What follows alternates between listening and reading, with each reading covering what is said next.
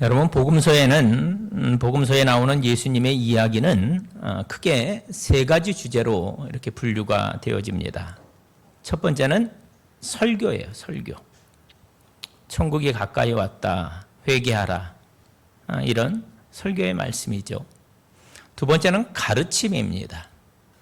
심령이 가난한 자는 복이 있나니 천국이 저희 것이며, 유명한 산상수훈이 그런 것일 것입니다. 세 번째는 이야기 형식으로 되어 있는 것들입니다.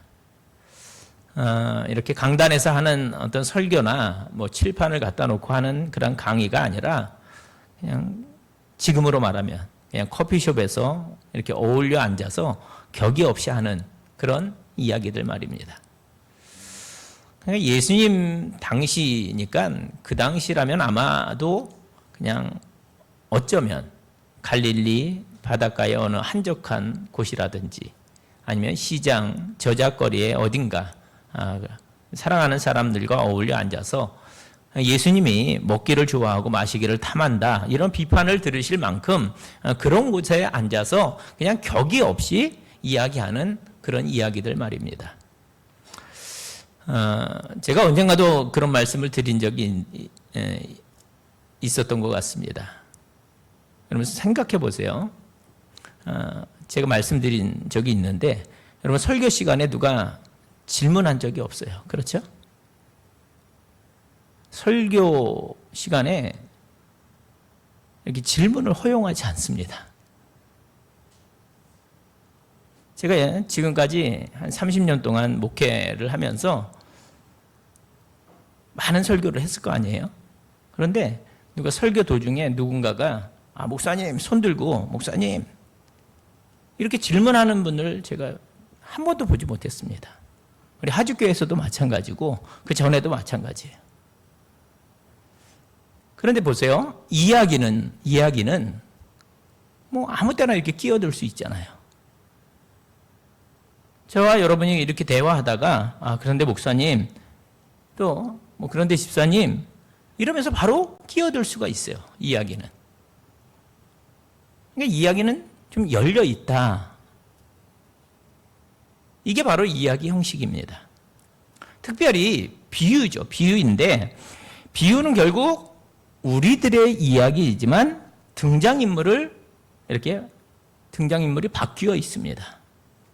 다른 누군가의 이야기인 양 등장인물을 바꾸는 거예요.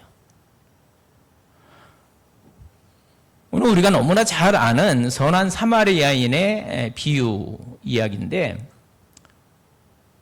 여러분 선한 사마리아인의 비유 우리가 너무나 많이 들었어요. 설교를 통해서도 많이 들었을 겁니다. 근데 이렇게 시작합니다. 25절 말씀 보면, 어떤 율법교사가 일어나 예수를 시험하여 이르되 선생님, 내가 무엇을 하여야 영생을 얻으리이까? 누군지 이름은 나오지 않아요. 근데 율법 교사였다는 거죠. 율법을 가르치는 학자예요. 그가 함께 여행하던 무리 가운데 갑자기 나타나서 예수님을 시험합니다. 선생님, 영생을 얻으려면 내가 무엇을 해야 합니까? 선생님, 내가 무엇을 하여 영생을 얻으리이까? 요것만 질문했으면, 그 앞에 이야기가 없었다면 참 좋은 질문이죠. 영생에 얼마나 관심이 많은가 이렇게 생각할 수 있잖아요. 근데 그가 어떤 의도로 이 질문을 하고 있는지 그 앞에 이미 나와 있어요. 그가 시험하여 이르되, 이렇게 되어 있습니다. 일단 동기가 어땠다는 거예요? 불순했다라는 겁니다. 그 사람이 시험하려고 했다는 거예요. 율법교사가. 답을 모르기 때문에 한 질문이 아니었다라는 거죠.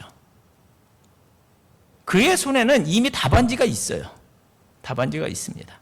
그래서 예수님이 무슨 대답을 하든지 자기의 그 모범 답안에 맞는지 안 맞는지를 이미 채점하고 있었다라는 겁니다. 이 예수라는 사람에게 도대체 몇 점짜리 점수가 나올 것인가? 이게 이 율법학자의 태도였다라는 거죠. 하지만 여러분, 예수님은 그가 의도한 뜻대로 반응하지 아니하시고 오히려 그의 질문에 또 다른 질문으로 대답을 하십니다. 26절이에요. 예수께서 이르시되 율법에 무엇이라 기록되었으며 내가 어떻게 읽느냐. 여러분, 질문에 대한 답이 오지 않고 또 다른 질문으로 답이 돌아왔습니다. 어떻게 보면 혀를 찔른 거죠. 그래서 율법 교사가 잠시 당황했지만 그도 나름대로 그래도 율법 교사잖아요. 경력이 있잖아요. 그러니까 정색을 하고 대답을 합니다. 그게 27절. 대답하여 이르되 내 마음을 다하며 목숨을 다하며 힘을 다하며 뜻을 다하여 주 너희 하나님을 사랑하고 또한 내 이웃을 내 자신같이 사랑하라 하였나이다. 훌륭한 대답이죠. 훌륭한 답이에요. 그가 가지고 있던 답이에요. 분위기가 바뀌었습니다. 그가 질문하고 예수님이 대답해서 채점하는 게 아니라 거꾸로 됐죠. 예수님이 질문하고 그가 대답하고 예수님이 채점하시는 거예요. 내 대답이 옳도다. 이를 행하라. 그러면 살리라. 자, 그러면 여러분, 얘기가 그렇게 그냥 끝날 수도 있었습니다. 하지만 이 율법 교사가 씩씩대며 다시금 도전을 해요. 학자들이 좀 고집이 있잖아요. 고집이. 그게 29절이에요. 우리 함께 읽습니다. 시작. 그 사람이 자기를 옳게 보이려고 예수께 여짜오되 그러면 내 이웃이 누구니까? 여러분, 율법 교사의 심기가 불편했던 것 같아요. 그렇죠? 이게 뭐야? 내가 이렇게 순순히 물러설 수 없지. 그러면서 한 단계 더 심도 깊은 질문을 던진 거예요. 누구에게? 예수님께. 그러면 내 이웃이 누굽니까? 여러분, 이 질문은 굉장히 곤란한 질문이 맞아요. 제가 여러분께 여쭈어도 대답하기가 쉽지 않을 겁니다. 어쩌면 이 질문을 던지면서 이 율법 교사가 회심의 미소를 지었을 수도 있어요. 당신 이제 제대로 걸렸어. 한번 답해보시지 뭐 이런 식으로. 그때 여러분, 우리 주님에게서 나온 대답이 오늘 우리가 함께 읽은 본문의 말씀이에요. 예수님의 이야기를 너무나 잘 아는 이야기지만 그 내용을 간단하게 말씀드립니다. 예루살렘에서 여리고로 여행하는 사람이 있었어요.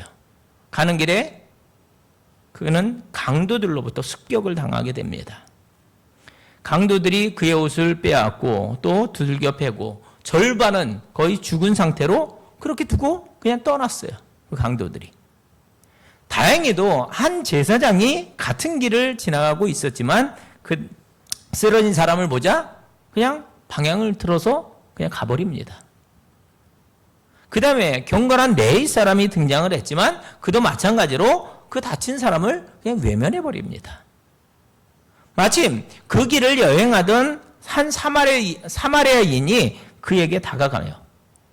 그래서 그의 상태를 이렇게 본 사마리아인은 측은한 마음이 들어서 상처를 소독하고 또 붕대를 감아서 응급처치를 해주고 자기 나귀에 그를 태우고 여관으로 데려가요. 그리고 편히 쉬게 해줍니다. 그 다음날 아침에 이 사마리아인이 2데나리온을 꺼내서 여관 주인에게 주면서 말을 합니다. 이 사람을 잘 돌봐주십시오. 돈이 더 들면 내가 돌아오는 길에 갚겠습니다. 이렇게 이야기를 마치면서 예수님께서 37절에 율법교사에게 다시 묻습니다. 내 생각에는 이 세 사람 중에 누가 강도 만난 자의 이웃이 되겠느냐? 여러분, 너무 쉬운 질문 아닌가요? 초등학생들도 누구라고 대답할 만큼 너무너무나 쉬운 그런 질문입니다. 근데 그가 뭐라고 대답합니까? 그 율법교사가 자비를 베푼 자입니다. 그러니까 예수님께서 가서 너도 이와 같이 하라. 그러면서 이야기가 끝나는데, 여러분, 당시 이 예수님의 이야기를 듣고 있던 이들은 대부분이 유대인들이었어요. 유대인. 근데 그 유대인들은 지금 예수님의 그 이야기에 마음이 불편합니다. 여러분, 이 유대인들은 사마리아 동네에 사는 사람들은 틀림없이 나쁜 사람이고, 기분 나쁜 사람들이야, 이런 선입견이 가득했거든요. 여러분, 유대인과 사마리아인들은 원래는 한 핏줄이었어요. 그런데 남부 광교의 끝자락에 북이스라엘은 아수르에 끌려가고 유다는 바벨론에 끌려가게 됩니다. 그런데 북이스라엘이 아수르에 끌려갈 때 아수르의 정책이 뭐냐 하면 이 사람들이 반역하지 못하도록 뿌리를 없애려고 무슨 정책을 썼느냐? 혼혈 정책을 썼어요. 그 일로 인해서 그들이 섞인 거죠. 자연히 유대인들이 그들을 멸시합니다. 그런데 시간의 흐름에 따라서 바벨론으로 끌려갔던 유대인들이 다시 예루살렘으로 돌아오죠. 그리고 그들은 나름대로 신앙을 지키고 또 혈통을 지켰습니다. 70년이 지난 후에 돌아와서 성벽도 재건하고 또 성전을 다시 짓고 하는데, 여러분, 느헤미야서의 말씀을 보면 그들이 그 일을 막 시작할 때 그 사마리아에 살고 있던 이들이 내려와서 우리도 같이 하게 해달라고, 같이 돕게 해달라고 부탁을 해요. 그런데 유대인들이 너네 혼혈인들이잖아. 그리고 종교 바꿨잖아. 그래서 그들을 멸시합니다. 끼워주지 않아요. 사마리아인들이 기분이 좋았겠어요? 나빴겠어요? 당연히 나빴겠죠. 그래서 사마리아인들이 막 편지 보내고 그 일들을 방해합니다. 결국 유대인들하고 사마리아인들이 사이가 더 안 좋아졌어요. 그래서 그들에게 굉장히 유명한 신앙적인 유적지죠. 그리심산에 자기들만의 성전을 만들겠다 해서 성전을 만들어요. 그리고 거기서 자기들식으로 하나님을 예배합니다. 그러니까 밑에 있는 유대인들이 볼 때 한 나라에 성전이 2개가 됐단 말이죠. 이게 말이 되지 않는 거예요. 그래서 기원전 1세기경 과격한 유대인들이 그 그리심산에 침투해서 사마리아 성전을 파괴시킵니다. 상황이 더 악화된 거죠. 사마리아인들이 내가 복수하겠다, 이를 부득부득 갈고 있다가 예수님이 태어났을 그 어간에 유대인들에게 가장 중요한 유월절 절기에 사마리아인들이 밑으로 몰래 내려와서 예루살렘으로 내려가던 어떤 유대인을 그 사마리아 지역에서 살해해버립니다. 그러니까 유대인들이 또 화가 나서 그 사마리아인들에게 쳐들어가서 살육을 저질러요. 사람들이 많이 죽어요. 붕괴한 사마리아인들이 시신들을 잔뜩 가지고 예루살렘에 내려와서 예루살렘 성전 여기저기에 시체들을 막 던지는 거예요. 여러분, 얼마나 끔찍했겠어요. 이건요, 유대인들에게 있어서는 도저히 묵과할 수 없는 신성 모독죄였거든요. 그 결과 이제 유대인들과 사마리아인들은 원래 한민족이었는데 이제는 씻을 수 없는, 서로에게 상처를 주고 서로 적개심, 증오심으로 바라보고 있는 그러한 상황입니다. 지금 예수님께서 말씀하실 때 상황이 그런 상황이에요.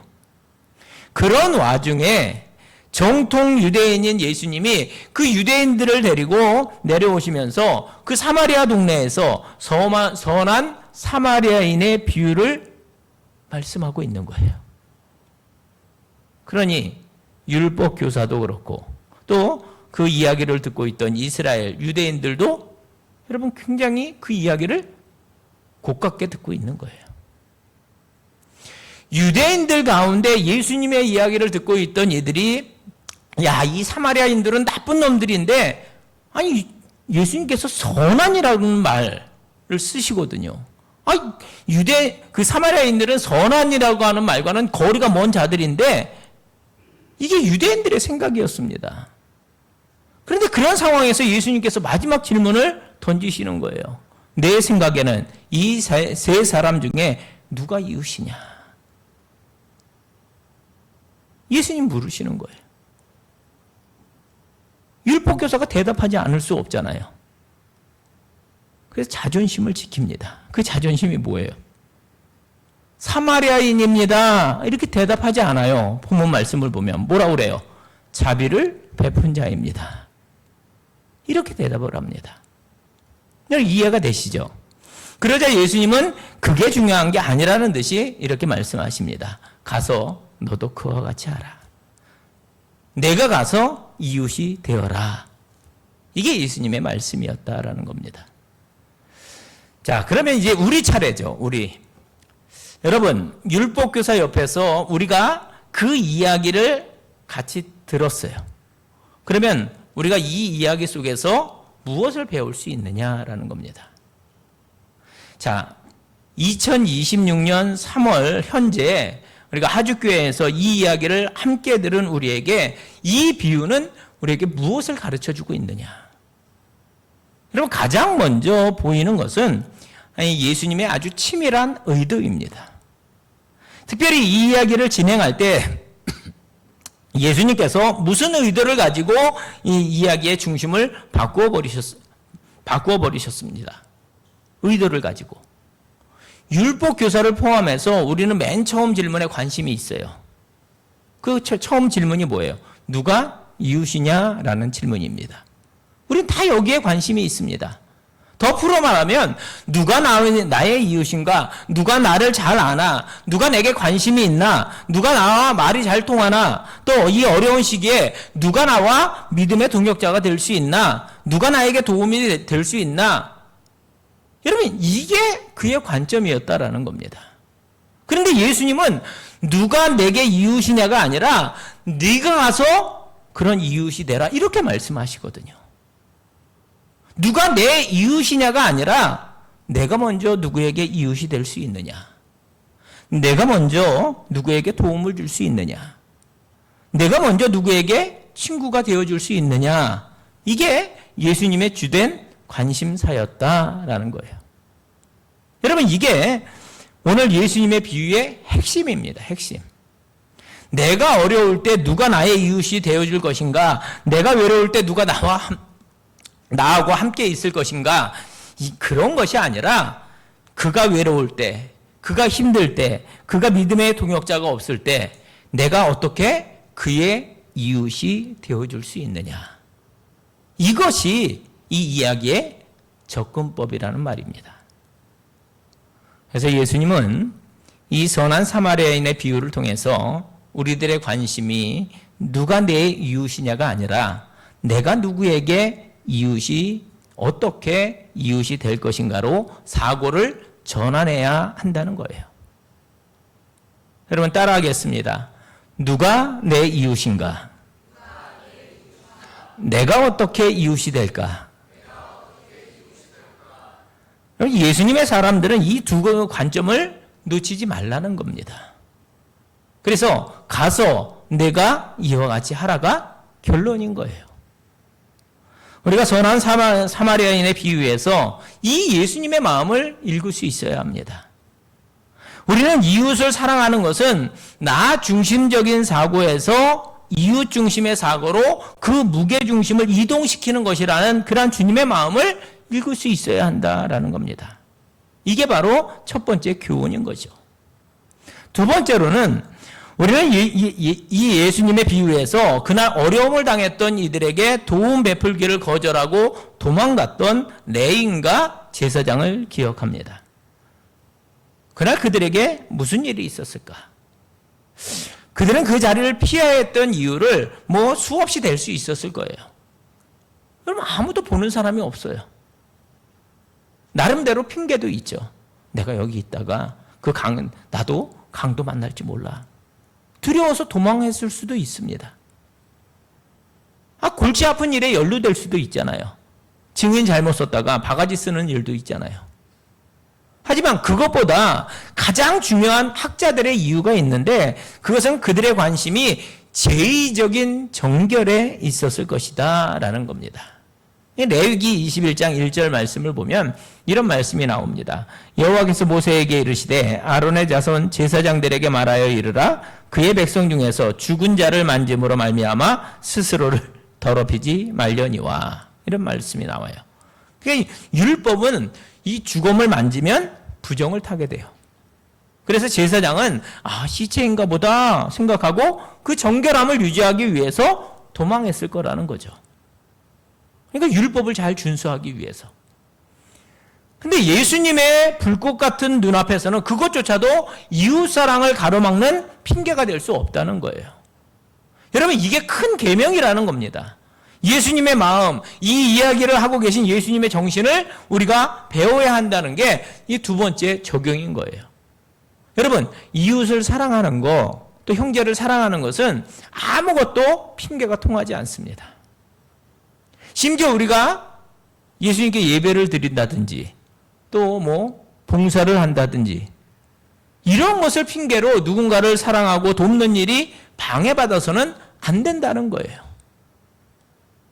그러므로 여러분, 우리 함께 기억하도록 하겠습니다. 저와 여러분이 오늘 이렇게 예배를 드렸습니다. 예배를 드리고 있어요. 이건 참 잘한 일이에요. 그러나 그것을 잘하고 돌아서서 내 이웃에게 제대로 하지 않는다면 그것은 잘못된 것이다라는 거죠. 예배 너무너무 중요합니다. 하지만 예배의 정신은 우리의 삶에 어떻게 실천하느냐, 이게 더 중요하다는 거예요.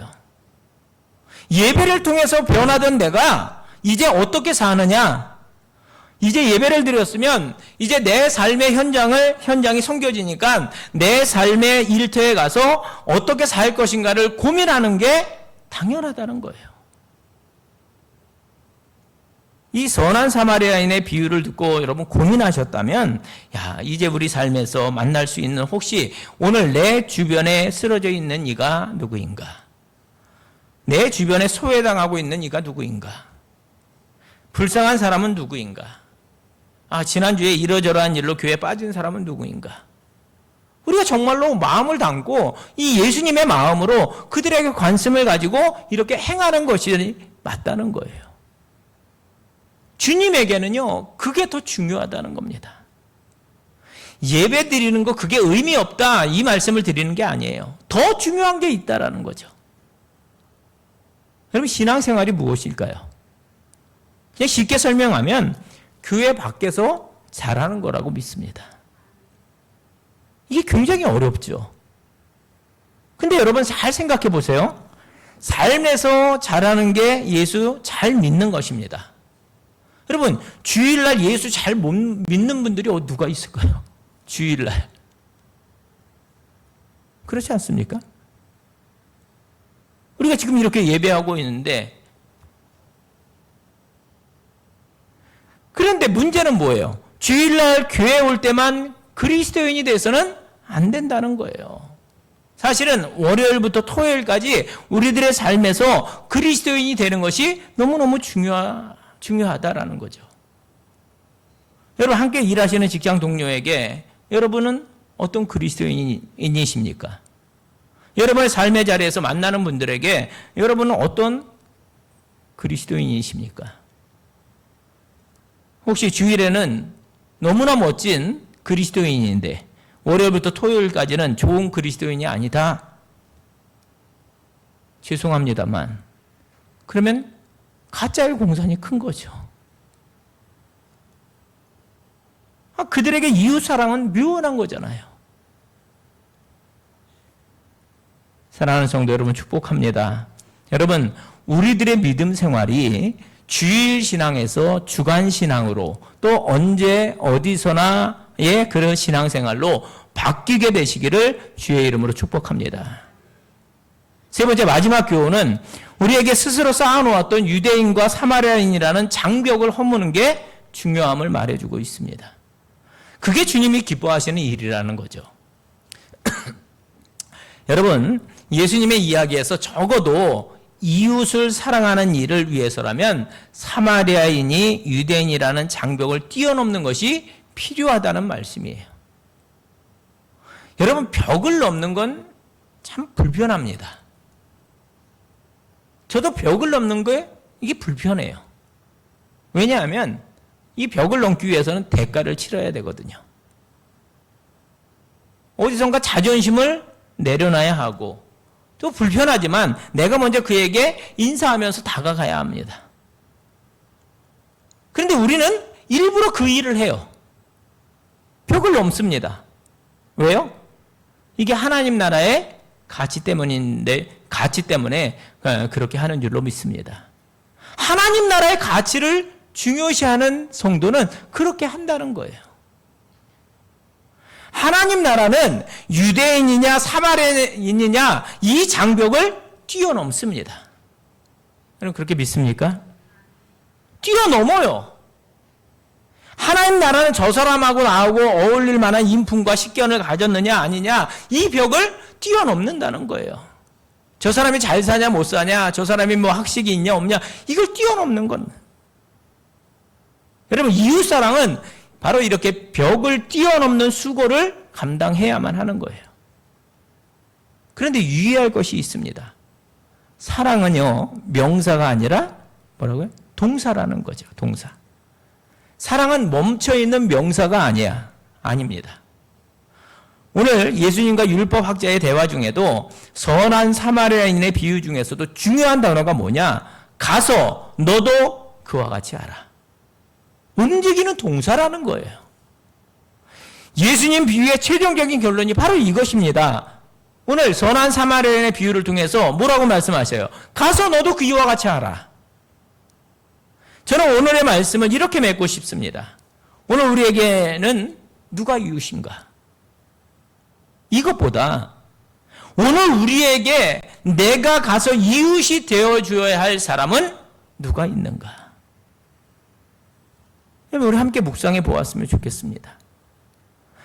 저분은 도저히 이웃이 되어줄 수 없겠다. 저분은 이웃이 별로 없겠다. 성질이 좀 특이해서. 이런 분들 말입니다. 저분은 내가 이웃을 해주기 너무너무 싫다.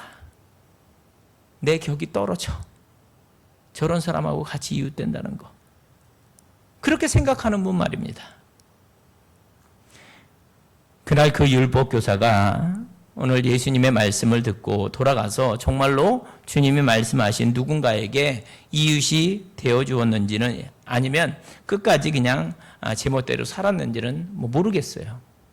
기록이 없으니까.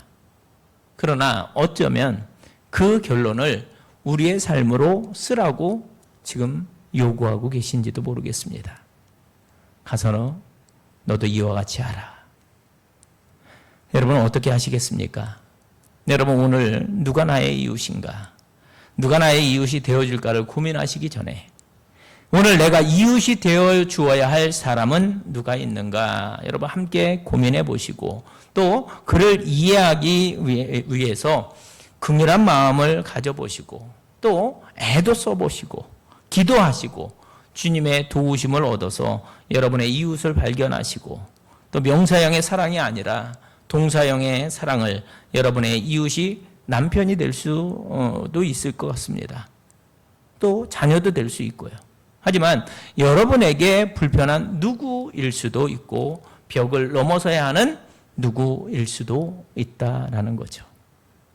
그러면 내가 기꺼이 그에게 선한 사마리아인이 되리라. 그렇게 결단하시고 그렇게 구하는 분들이 되시기를 주님의 이름으로 축원을 드립니다.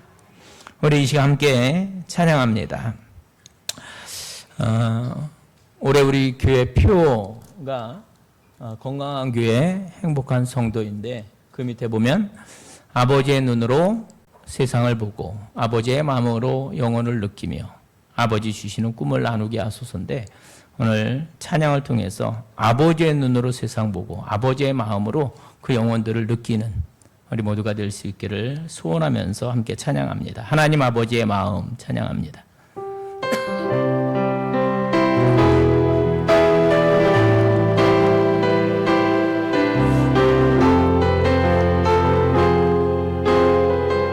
아버지 당신의 마음이 있는 곳에 나의 마음이 있기를 원해요. 아버지 당신의 눈물이 고인 곳에 나의 눈물이 누리고 이길 원해요. 아버지 당신이 바라보는 영혼에게 나의 두 눈이 향하길 원해요. 아버지 당신이 울고 있는 어두운 땅에 나의 두 발이 향하길 원해요. 나의 마음이 아버지의 마음 알아. 내 모든 뜻 아버지의 뜻이 될 수 있기를 나의 아버지의 마음 알아. 내 모든 삶 당신의 삶 되길. 다시 한번 찬양합니다. 아버지 당신의 마음이 있는 곳에 나의 마음이 있기를 원해요. 아버지 당신의 눈물이 고인 곳에 나의 눈물이 고이길 원해요.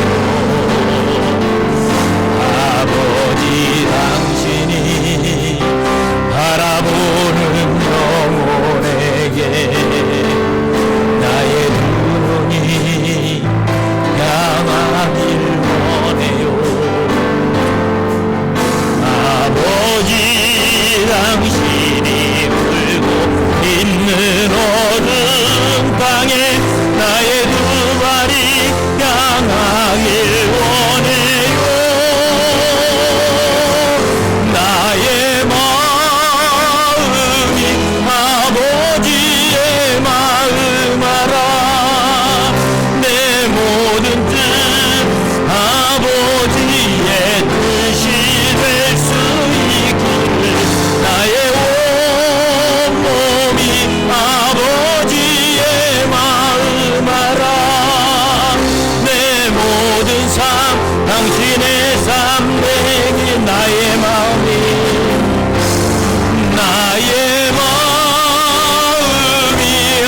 아버지의 마음 알아. 내 모든 뜻 아버지의 뜻이 될 수 있기를. 나의 온몸이 아버지의 마음 알아.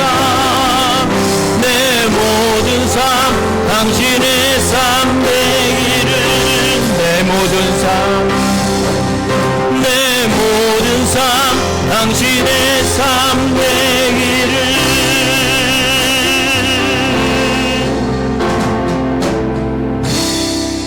아멘. 기도하겠습니다.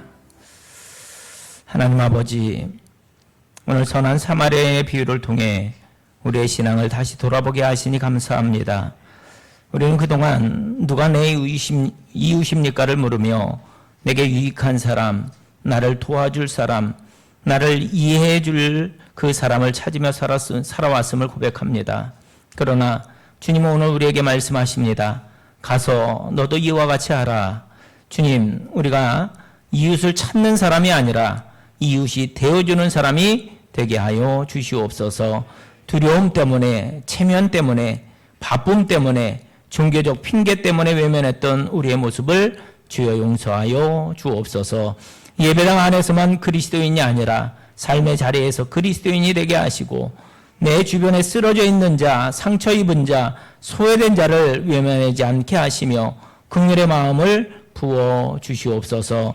벽을 넘게 하시고 자존심을 내려놓게 하시고 먼저 다가가게 하시고 움직이는 사랑을 살게 하여 주시옵소서. 주님, 오늘 내가 이웃이 되어야 할 사람을 보여주옵소서. 명사가 아닌 동사로, 말이 아닌 행동으로, 생각이 아닌 실천으로 사랑하게 하여 주옵소서. 예수님의 이름으로 기도하옵나이다. 아멘.